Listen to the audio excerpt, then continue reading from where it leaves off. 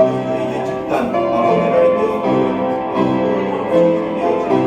일이 나타나지 않도록 하나님 지켜주시고 교회 아버지 하나님이 이 세상을 갖고 교회가 진행하고 확인하지 않도록 아버지 하나님의 지켜주시고 아버지 하나님의 사회에 아버지 하나님이여 공방지 공방이 아버지 하나님의 사회에 정치하지 못하는 그런 모습으로 비춰지지 않도록 교회들 가운데 하나님 함께해 주옵소서.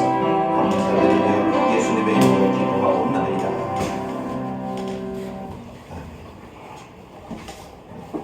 우리 마가복음 4장과 5장 말씀입니다. 마가복음 4장과 5장 말씀, 우리 주보에 나와 있는 말씀 4장 말씀, 4장에 질문이 3개가 있습니다. 우리 질문부터 합독하시겠습니다. 1번, 무리들에게는 비유로 말씀하시고 제자들에게는 비유를 해석해 주셨습니다.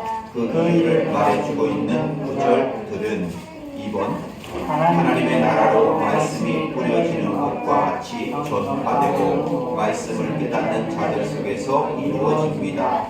등불의 비유, 자라는 씨의 비유, 겨자씨의 비유를 통해 현실적인 천국의 모습을 보여줍니다. 또한 천국의 미래성에 대하여 표현해주고 있는 구절들은 3번, 예수님이 계신 곳이 곧 하나님 나라입니다. 이것을 증거해주고 있는 구절은 우리 4장 말씀을 함께 합독하십니다. 예수께서 다시 바닷가에서 가르치시니 큰 무리가 모여들거늘 예수께서 바다에 떠 있는 배에 올라 앉으시고 온 무리는 바닷가 입지에 있더라. 이에 예수께서 여러 가지 비유로 가르치시니 그 가르치시는 중에 그들에게 이르시되 들으라. 씨를 뿌리는 자가 뿌리러 나가서 뿌릴새 더러는 길가에 떨어짐에 새들이 와서 먹어버렸고 더러는 흙이 얇은 돌밭에 떨어짐에 흙이 깊지 아니하므로 곧 싹이 나오나 해가 도는 후에 가서 뿌리가 없으므로 말랐고 더러는 가시떨기에 떨어짐에 가시가 자라 기후를 막음으로 결실하지 못하였고 더러는 좋은 땅에 떨어짐에 자라 무성하여 결실하였으니 30배나 60배나 100배가 되었느니라 하시고 또 이르시되 들을 귀 있는 자는 들으라 하시니라. 예수께서 홀로 계실 때에 함께한 사람들이 12 제자와 더불어 그 비유들에 대하여 물으니 이르시되 하나님의 나라의 비밀을 너희에게 주었으나 외인에게는 모든 것을 비유로 하나니 이는 그들로 보기는 보아도 알지 못하며 듣기는 들어도 깨닫지 못하게 하여 돌이켜 죄 사함을 얻지 못하게 하려 함이라 하시고 또 이르시되 너희가 이 비유를 알지 못할진대 어떻게 모든 비유를 알겠느냐. 뿌리는 자는 말씀을 뿌리는 것이라. 말씀이 길가에 뿌려졌다는 것은 이들을 가리킴이니 곧 말씀을 들었을 때에 사단이 즉시 와서 그들에게 뿌려진 말씀을 빼앗는 것이요 또 이와 같이 돌밭에 뿌려졌다는 것은 이들을 가리킴이니 곧 말씀을 들을 때에 즉시 기쁨으로 받으나 그 속에 뿌리가 없어 잠깐 견디다가 말씀으로 인하여 환난이나 박해가 일어나는 때에는 곧 넘어지는 자요 또 어떤 이는 가시떨기에 뿌려진 자니 이들은 말씀을 듣기는 하되 세상의 염려와 재물의 유혹과 기타 욕심이 들어와 말씀을 막아 결실하지 못하게 되는 자요 좋은 땅에 뿌려졌다는 것은 곧 말씀을 듣고 받아 30배나 60배나 100배의 결실을 하는 자니라. 또 그들에게 이르시되 사람이 흙불을 가져오는 것은 말 아래나 동상 아래에 들어가느냐 등경 위에 들어가느냐 드러내려 하지 않고는 숨긴 것이 없고 나타내려 하지 않고는 감추인 것이 없느니라. 들을 귀 있는 자는 들으라. 또 이르시되 너희가 무엇을 듣는가 스스로 삼가라. 너희의 헤아리는 그 헤아림으로 너희가 헤아림을 받을 것이며 너 받으리니 있는 자는 받을 것이요 없는 자는 그 있는 것까지도 빼앗기리라. 또 이르시되 하나님의 나라는 사람이 씨를 땅에 뿌림과 같으니 그가 밤낮 자고 깨고 하는 중에 씨가 나서 자라되 어떻게 그리 되는지를 알지 못하느니라. 땅이 스스로 열매 맺되 처음에는 싹이요 다음에는 이상이요 그 다음에는 이삭의 진실한 곡식이라. 열매가 되면 낫을 되나니 이는 추수 때가 이르렀습니다. 또 이르시되 우리가 하나님의 나라를 어떻게 비교하며 또 무슨 비유로 나타낼까? 겨자씨 하나님과 같으니 땅이 심길 때에는 땅 위에 모든 씨보다 작은 것이오되 심길 때에는 자라서 모든 풀보다 커지며 큰 가지를 내나니 공중의 새들이 그 들의 깃들을 만큼 되느니라. 예수께서 이러한 많은 비유로 그들이 알아들을 수 있는 대로 말씀을 가르치시되 비유가 아니면 말씀하지 아니하시고 다만 혼자 계실 때에 그 제자들에게 모든 것을 해석하시더라.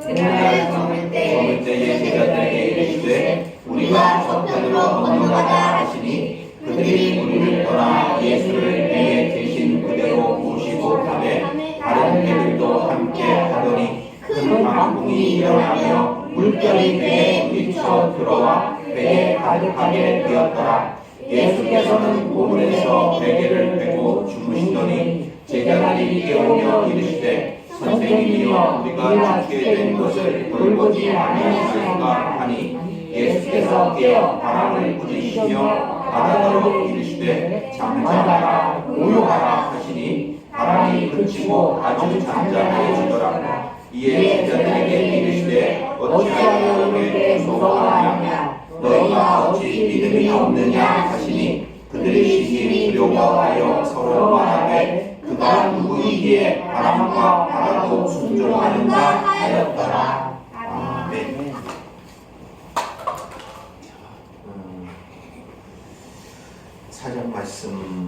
사장 말씀도 그렇고 5장 말씀도 그렇고 긴 장들입니다. 그래서 우리가 서론의 말씀을 따로 하지 않고 바로 본문으로 들어가도록 그렇게 하겠습니다.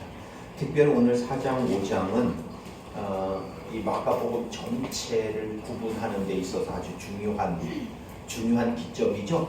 어떤 중요한 기점일까요? 4장과 5장의 가장 중요한 기점은 소위 말하면 갈릴리, 가버나움, 유대인 지역에서만 활동하시던 예수님이 최초로 어디로 가시는 거예요? 이제 갈릴리 호수 중간으로 가시고 그리고 거기서 어떤 일이 벌어져요? 소위 말하면 이제 거기서 우리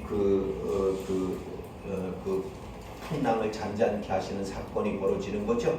바다 위에는 항상 뭐가 불어요? 풍랑이 불어요. 그죠?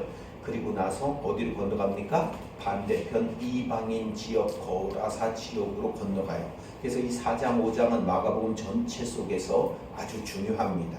그래서 이거는 우리가 반드시 지도를 그리면서 봐야 되는데 소위 가버나움 갈릴리와 가버나움 지역에서만 활동하시던 예수님이 처음으로 갈릴리 호수를 건너서 반대편 이방인 지역으로 가는 거예요. 이방인 지역에 딱 갔더니 제일 먼저 만나는 게 뭐예요? 거라사 귀신을 만난다. 이런 이야기, 그죠? 그리고 이제 소위 말하면 그 갈릴리 가버나움 지역, 유대인의 지역을 딱 떠나서 호수 중간에 왔더니 바다 중간에 그냥 바다 안이라는 뜻이 그게 그냥 바다, 갈릴리 바다 안에 바다라는 곳에 왔더니 어떤 일이 벌어져요? 풍랑이 있더라. 우리가 죽게 되었다라고 하는 그거를 잔잔케 만드시는 예수님. 이거를 통해서 예수님이 누구신지를 지금 말씀하려고 하는 거죠. 그래서 풍랑을 다스리는 말씀을 통해서 풍랑을 다스리시는 이거는 지금 간접적인 뭐를 보여주는 거냐 하면 하나님이심을 보여주는 거예요. 창조자이심을 보여주는 거예요. 간접적으로 보여주는 거예요. 그래서 소위 말하는 말씀으로 모든 것을 창조하셨던 분이 그 풍랑의 주인이 되시는 분입니다. 그리고 이 바다라고 하는 곳에는 끊임없이 풍랑이 일어나 제자들이 당하는 것이 뭐예요? 죽게 되었다. 그래서 우리는 이 바다라는 이 세상을 살아나갈 때 늘 죽음의 증상들이 많아서 배불러도 죽겠다, 배고파도 죽겠다, 힘들어도 죽겠다, 좋아도 죽겠다, 맨날 죽겠다 그러는 거예요. 그게 이 세상의 증상이에요.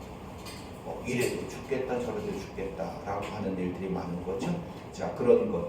그리고 나서 고라사 지방으로 가는 일이 이 4장 5장이 아주 중요한 배경이 됩니다. 자, 그것을 기억하시고 우리가 4장으로 바로 넘어가도록 하겠습니다. 무리들에게는 비유로 말씀하시고 제자들에게는 비유를 해석해 주셨습니다. 그 이유를 말해주고 있는 구절들은 그랬습니다. 자, 비유를 해석해 주고 있는 이유를 말해주고 있는 구절들, 참고로 두 절이 붙어 있고요. 그리고 또 한 군데는 세 절이 붙어 있고요. 그렇습니다. 그렇게 두 군데가 있어요. 두 절이 붙어 있는 곳 한 곳, 세 절이 붙어 있는 곳 한 곳, 이렇게 두 군데가 되겠죠.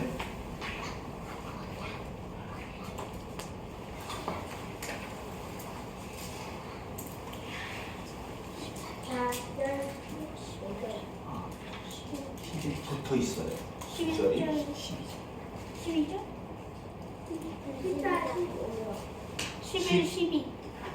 네. 11절, 12절 볼까요? 네, 11절, 12절 맞아요. 자, 먼저 11절, 12절이죠. 비유에 대해서 지금 설명을 하면서 이렇게 말해요. 11절에 이르시되 하나님 나라의 비밀을 너희에게 주었으나 외인에게는 모든 것을 비유로 하나니 이는 그들로 보기는 보아도 알지 못하며 듣기는 들어도 깨닫지 못하게 하여 돌이켜 죄사함을 얻지 못하게 하려 함이라 하시고 라고 말씀하시죠. 또 어디 있을까요?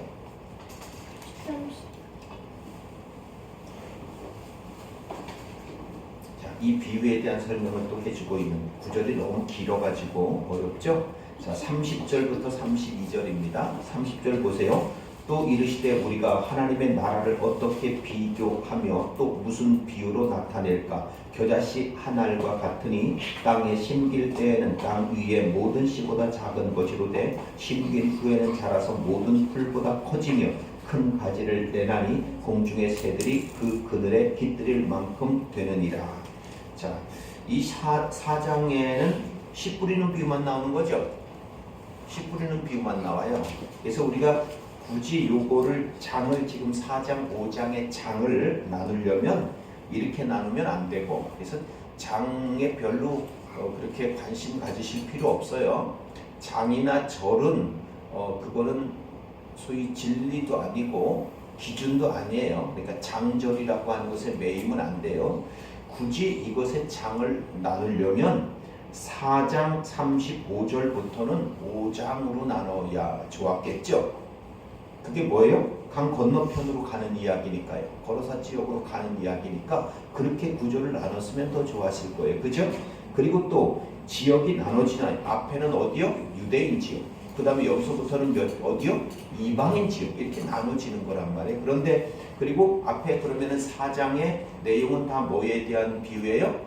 씨 뿌리는 비유예요. 그러면서 뭐라고 얘기를 하는 거예요? 자, 그 결론으로 보면 자, 씨 뿌리는 비유에 대해서 이야기를 합니다. 그러면서 씨 뿌리는 것이 씨 뿌리는 것에 그런 네 가지 밭. 네 가지 밭은 이런 중첩된 비유가 있어요. 세상이 네 가지 밭의 모양이다라는 표현도 되고 또 하나는 우리 안에 네 가지 밭이 다 있는 거예요. 그게 우리 안에 그냥 내 안에 네 가지 밭이 그냥 다 있는 거예요. 그게 그런데 밭이 핵심이 아니에요. 뭐가 핵심이에요?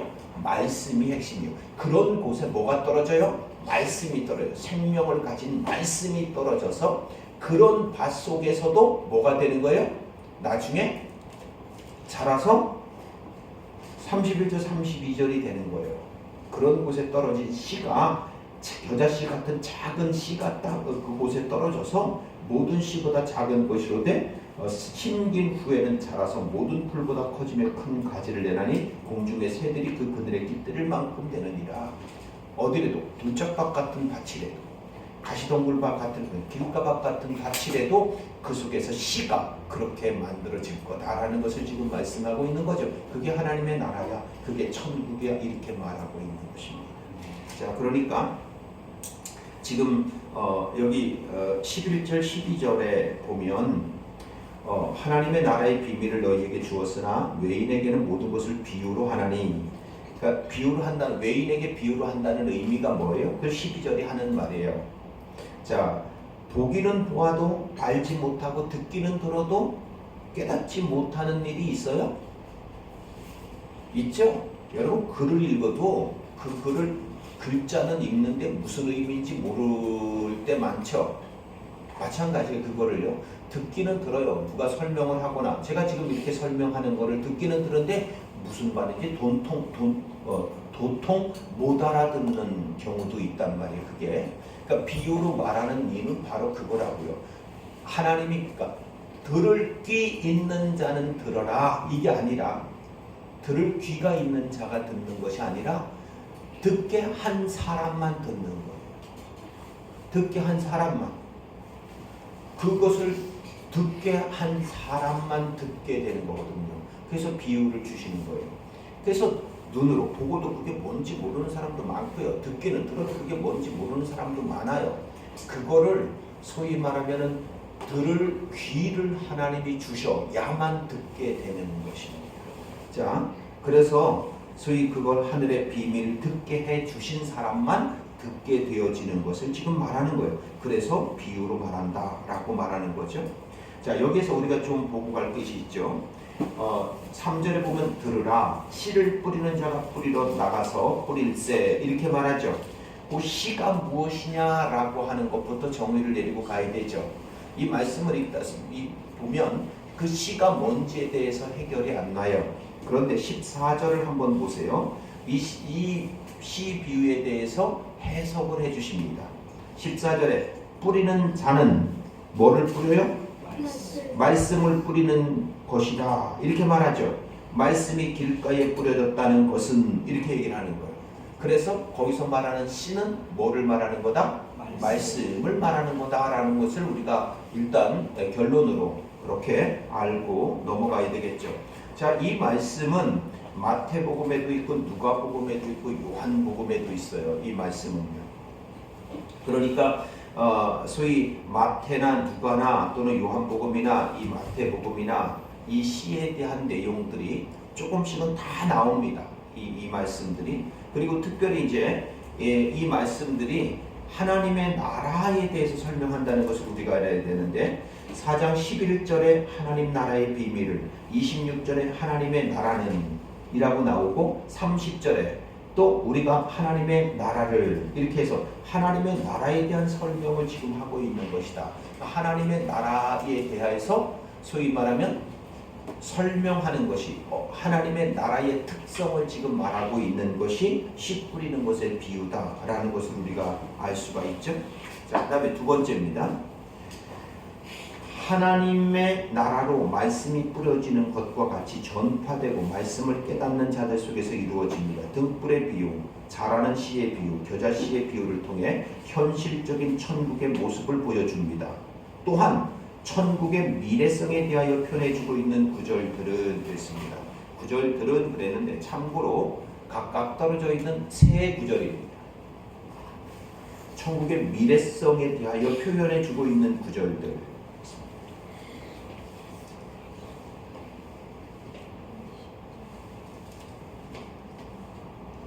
몇 절일까요?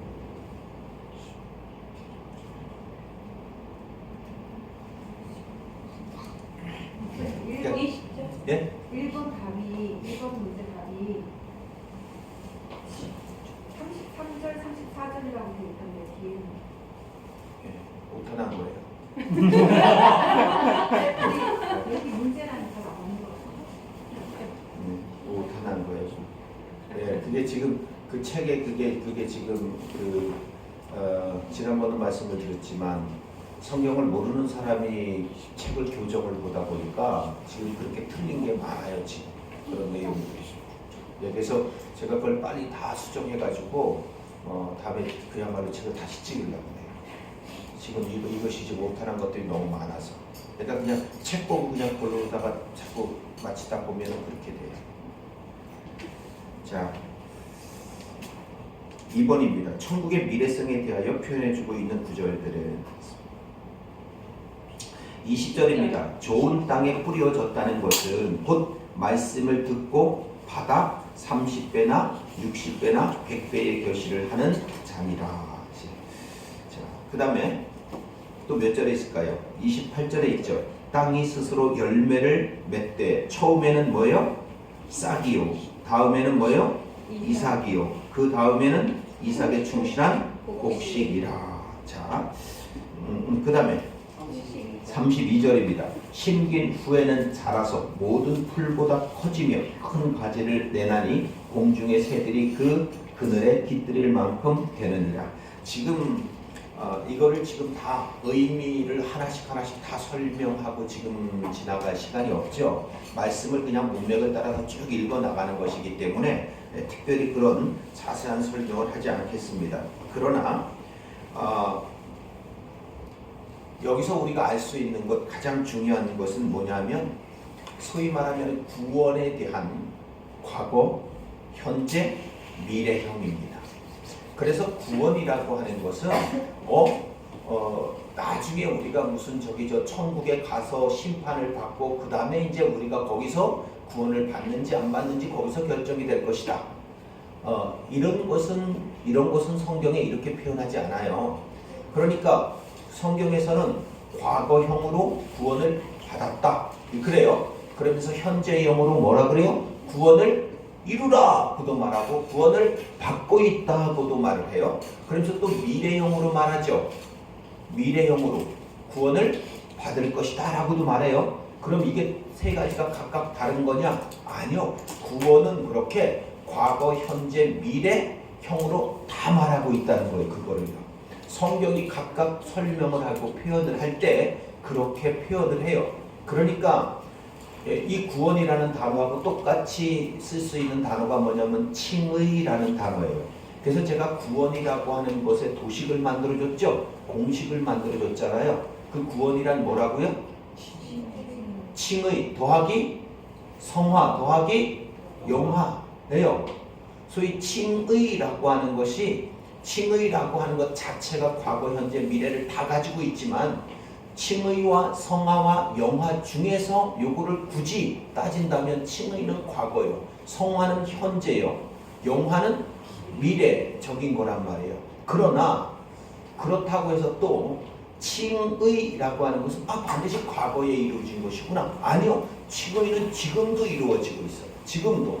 뿐만 아니라 그 칭의는 마지막에 완성될 것은 어떻게? 하나님의 나라가 임할 때에 완성될 거예요. 그거는 종말 때에 이를 거예요. 그러니까 이 칭의 하나에도 과거, 현재, 미래가 다 가지고 있는 거예요. 그래서 지금 신학계에서 문제가 아니라 논쟁이 되어지고 있는 것이 옛 관점, 새 관점이라서 옛 관점은 소위 말하면 칭의를 한번 받으면 소위 그것이 끝까지 완성될 때까지 그대로 간다 라고 하는 것 때문에 그거 구원파하고 똑같네, 캐톨릭하고 똑같네 이렇게 얘기가 되는 거죠. 캐톨릭은 중간에 변형이 일어나서 칠성례라고 하는 그 성례들을 다 해야 되는데 해야만 구원을 받는다. 그럼 하나 빼지면 어떻게? 빠지면 그거를 보존할 수 있는 방법들이 또 있어요. 그들은 그렇게 마치 율법을 못 지키면 뭐가 있어요? 율법을 못 지키면 그냥 그걸로 심판받고 끝나요? 아니요. 뭘 줬어요? 제사라는 보존의 방법이 있잖아요. 마치 그런 것처럼 캐톨릭은 그런 게 있다니까요.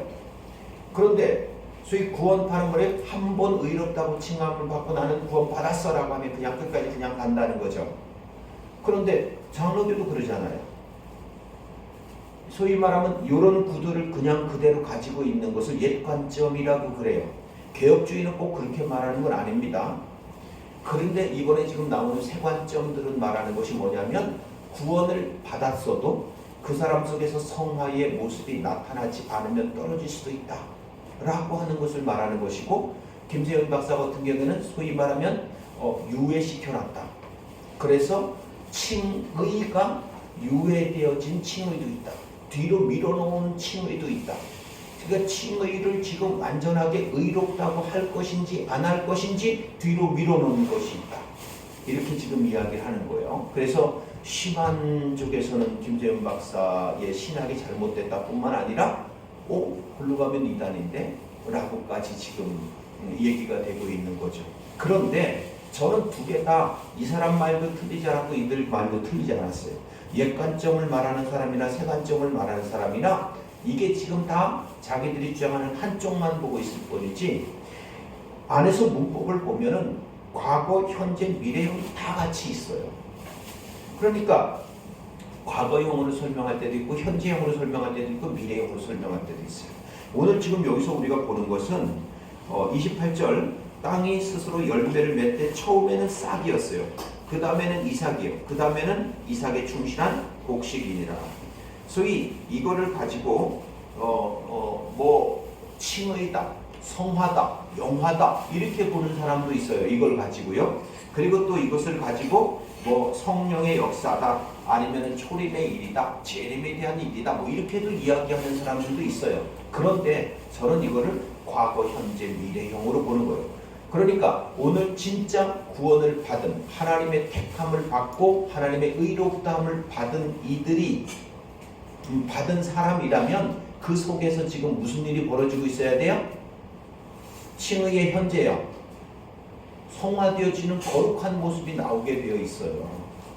그거는 전지전능한 하나님이 어떤 일들을 작동을 시작하셨는데 아무 반응도 없다? 그건 거짓말이죠.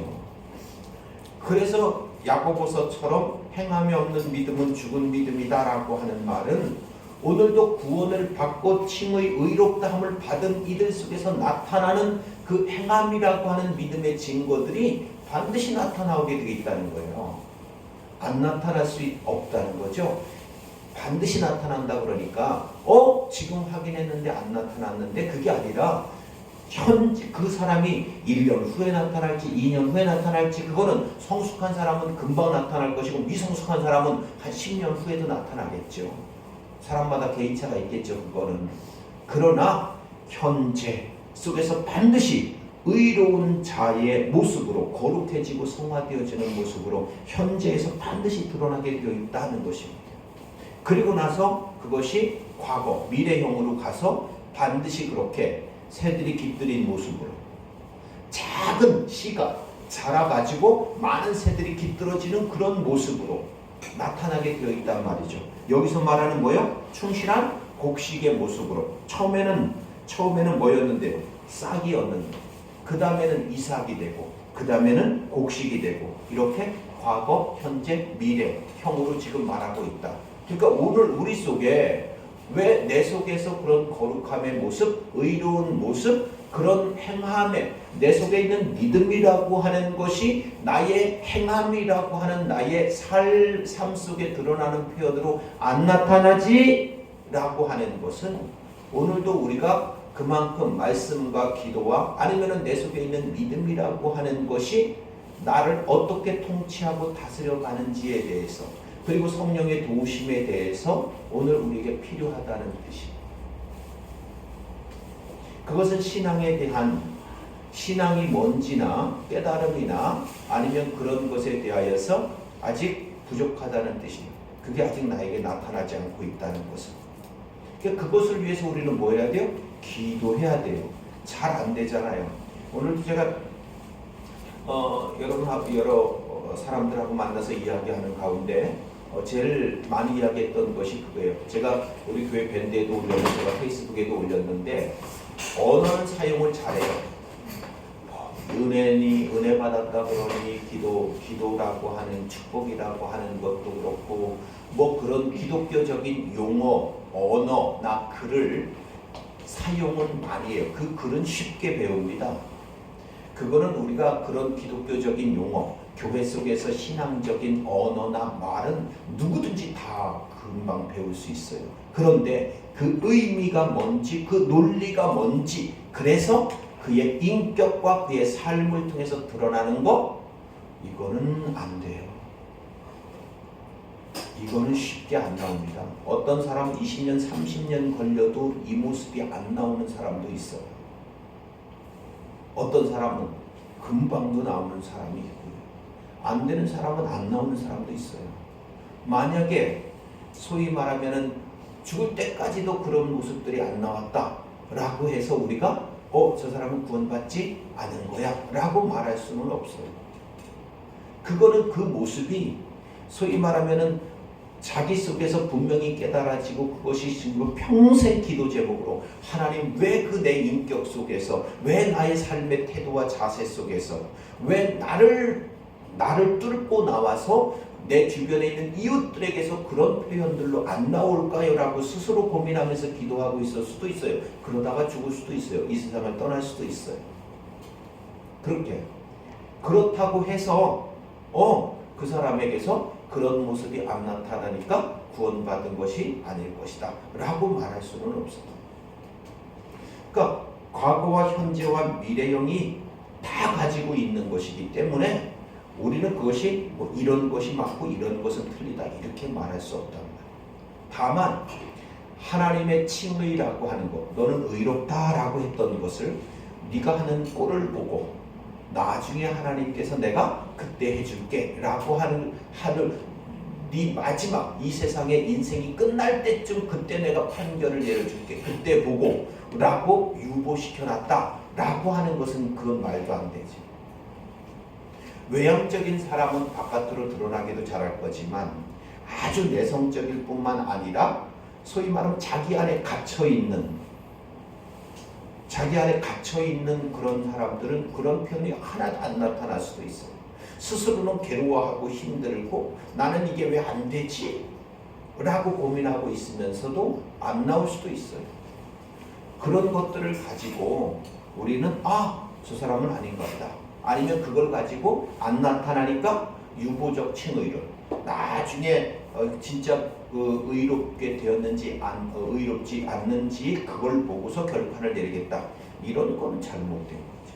이렇게 자 여하튼 지금 그런 것을 한꺼번에 지금 다 보여주는 거다라고 하는 것입니다. 그래서 과거, 현재, 미래를 다 표현해주고 있는 천국의 모습, 우리 속에 일어나고 있는 천국의 모습, 하나님의 나라가 완성되어가는 모습을 지금 우리에게 보여주고 있고, 그것이 지금 두 번째 문제입니다. 세 번째는 예수님이 계신 곳이 곧 하나님의 나라입니다. 이것을 증거해주고 있는 구절은 그랬습니다. 예수님이 계신 곳이 곧 하나님 나라입니다. 이것을 증거해주고 있는 구절은 39절. 자 39절이죠. 예수께서 깨어 바람을 꾸짖으시며 바다더러 이르시되 잠잠하라 고요하라 하시니 바람이 그치고 아주 잔잔하여 지더라. 자 지금 앞에서 말씀드렸던 것처럼 장을 나누게 된다면 4장 35절부터 그냥 5장으로 끊어서 나누는 것이 더 좋다. 그래서 지금 35절부터 지금 나눠지잖아요. 여기서부터 이제 소위 갈릴리 호수를 건너가는 장면이에요. 건너가는 것. 그래서 소위 갈릴리 호수 유대인 지역 가버나움을 중심으로 해서 가버나움에 있든가 또는 게네살에 있든가 가면은 이제 벳세다에 올라가시든가 또는 그 달마누아 마가단 그 지역으로 내려가서 계시든가 이랬던 예수님이 이제는 갈릴리 호수 건너편으로 건너가시는 일입니다.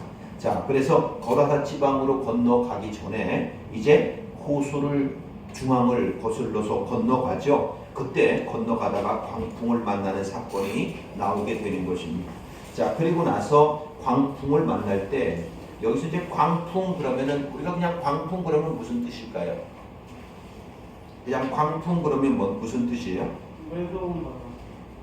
매서운 바람이요? 미친 바람이죠. 미친 바람입니다. 미친 바람. 그런데 이 광풍의 원래 의미가 뭘까요? 공갈입니다. 공갈 치는 겁니다. 우리는 바다에서 풍랑을 만나고 광풍을 만나면 그 광풍이 우리에게 공갈을 친다고요. 위협을 줘서 우리를 속인다고요. 어떻게 속아요? 그래서 이제 죽겠네 이렇게 속는 거예요. 이 세상은 그래요. 지금 코로나가 이렇게 하잖아요. 이게 세상이 부는 광풍입니다. 이 코로나가 오니까 어떻게 느껴요? 우리는요. 죽겠네. 이렇게 느끼는 거거든요. 지금 제자들하고 지금 예수님이 지금 건너가면서 갈릴리 호수를 지금 건너가면서 느끼고 있는 게 바로 그거예요. 그런데 제자들이 그렇게 말하죠. 우리가 죽겠습니다. 왜 우리를 돌보지 않으시겠 우리가 죽을 것 같습니다. 그러니까 제자들은 그 광풍을 만나면 다 죽을 것 같습니다. 그래요. 우리가 세상에서 그런 풍랑 만나면 죽을 것 같을 것 같아요. 죽을 것 같아요. 그렇게 그 광풍에 공갈치는 거예요. 광풍이 우리에게. 그래서 우리는 그 공갈에 넘어가가지고 우리가 죽을 것 같다 이러는 거예요. 그런데 예수님께서 39절에 뭐라 그래요? 깨어 바람을 꾸짖으시며 바다더러 이르시되 잠잠하라 고요하라 하시니 바람이 그치고 아주 잔잔하여 지더라. 이에 제자들에게 이르시되 어찌하여 이렇게 무서워하느냐 너희가 어찌 믿음이 없느냐 하시니 그들이 심히 두려워하여 서로 말하되 그가 누구에게 바람과 바다도 순종하는가 하였더라. 자, 마가복음의 특징 중에 하나가 믿음에 승리한 제자들의 모습이 하나도 안 나옵니다. 마가복음에서 제자들은 반드시 믿음에 실패해요. 100%다 실패합니다. 성공하는 거나 믿음이 있는 모습이 하나도 안 나와요. 마가복음에서는. 마가복음은 사복음 중에서 가장 먼저 쓰여진 거라 그랬죠? 사복음서 중에서만 가장 먼저 쓰여진 것입니다. 자, 그리고 복음이라는 단어가 가장 먼저 나온 것이라 그랬죠? 하나님의 아들 예수 그리스도. 이거는 소위 말하면 그 시대의 하나님의 아들이었고 그리스도였고 주였던 누구와 이게 대비한 거라 그랬어요? 진짜 왕 예수님과 가짜 왕 가이사를 지금 비교하고 있는 거예요. 지금요. 그래서 복음이라는 단어는 원래 왕에게만 쓰이던 로마 황제에게만 쓰여지던 용어라 그랬어요. 로마 황제에게만 쓰여지던 그 용어가 지금 누구에게 쓰여지고 있는 거예요? 예수님에게 쓰여지고 있는 거란 말이에요. 그래서 그 증거 중에 하나가 예수님께서 제자들을 데리고 어디로 가요? 가이사의 마을, 유대 지역에 가이사의 마을이 있었어요. 어디가 있었어요? 가이사라 빌립보, 가이사라 빌립보. 원래 말하면 헤롯 빌립이 분봉 왕으로 다스리던 그곳을 뭐라고 이름을 바꿨어요? 가이사라고 바꿨어요. 로마 황제의 명칭이잖아요. 가이사가. 그래서 시저. 그 가이사라고 바꾼 그곳으로 예수님의 제자들을 데리고 가서 굳이 거기에서 사람들이 나를 뭐라고 하느냐라고 묻고 근데 사람들이 나를 뭐라고 하느냐 그거 별로 중요하지 않아. 세상에는 두 가지라는 거죠. 그 예수님에 대하여서 예레미야나 엘리야나 죽은 세례 요한이나 선자 중에 하나쯤으로 보는 사람들이 있는가 하면 또 한 부분은 주는 그리스도 살아계신 하나님의 아들이십니다. 이 두 종류가 있다는 거 아니에요. 예수님에 대하여는 세상은 이 두 종류만 있을 뿐이야 라고 하는 것이거든요. 그래서 베드로의 고백, 그 고백을 굳이 거기서 듣고 오는 거예요. 주는 그리스도 살아계신 하나님의 아들이십니다. 어디에서요? 가이사라는 마을에서, 가이사라고 하는 동네에서 굳이 그 고백을 들으시는 거예요. 나중에 사도 바울이 어디를 가냐면 로마로 갑니다. 로마로 갔을 때 로마의 도시 이름이 나오는데 그것을 어떤 지역 이름이 나오는 것이 아니라 가이사랴라는 곳이 나와요.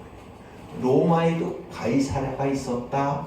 그런데 그거는 로마 전체가 뭐다? 가이사랴다.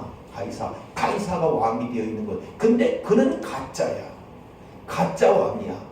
예수 그리스도가 진짜 왕이야. 그래서 예수님께서 잡히셔서 죽으러 가시는 과정이 로마 황제가 황제로 등극하는 과정의 역순이라니까요.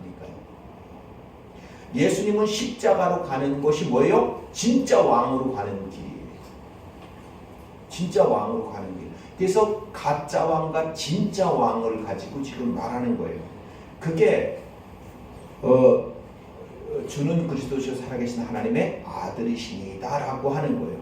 원래 이 고백은 누구에게만 해야 되는 거예요? 로마 황제에게만 해야 되는 거예요. 근데 로마 황제는 가짜다. 진짜 왕은 예수 그리스도다 라고 하는 것을 지금 말하고 있는 거고, 로마 황제가 만든 평화는 가짜다. 진짜 평화는 예수 그리스도께서 이루시는 평화다. 왜? 로마 황제는 어떻게 지금 평화를 이뤘어요? 전쟁으로, 폭력으로. 그래서 팍스 로마, 로마의 평화지만 그 평화는 많은 사람을 죽이고 전쟁을 통해서 이룬 평화예요. 그런데 예수 그리스도가 이루실 평화는 뭐예요? 예수 그리스도가 십자가에서 죽으심으로 섬기면서 이루실 평화라고 하는 것이거든요. 그거는 나중에 사도 바울이 로마에서 복음을 전하고, 그러니까 로마서에 나오죠. 로마에서 복음을 전하고 가이사의 동네에서 하나님의 평화를 선포하고 선언하고 평화가 있기를 원하노라 라고 하면서 이렇게 결론을 맺어요. 그리고 사도 바울은 죽는 것입니다. 자, 마찬가지로 지금 아직 우리 5장에 안 넘어갔죠? 예, 이 35장 35절부터 그냥 5장으로 가서 거라사 이야기로 가야 되는데 아직 바다에서 아직 거라사 지역으로 아직 안 내려간 거예요. 오늘 여기까지만 하려고. 5장으로 못 넘어가요. 시간이 안 되네요.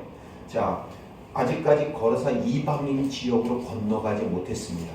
왜냐하면 갈릴리 호수를 지금 건너고 있는 과정이거든요. 자, 그래서 하나님의 다스리심이 나오는 거죠.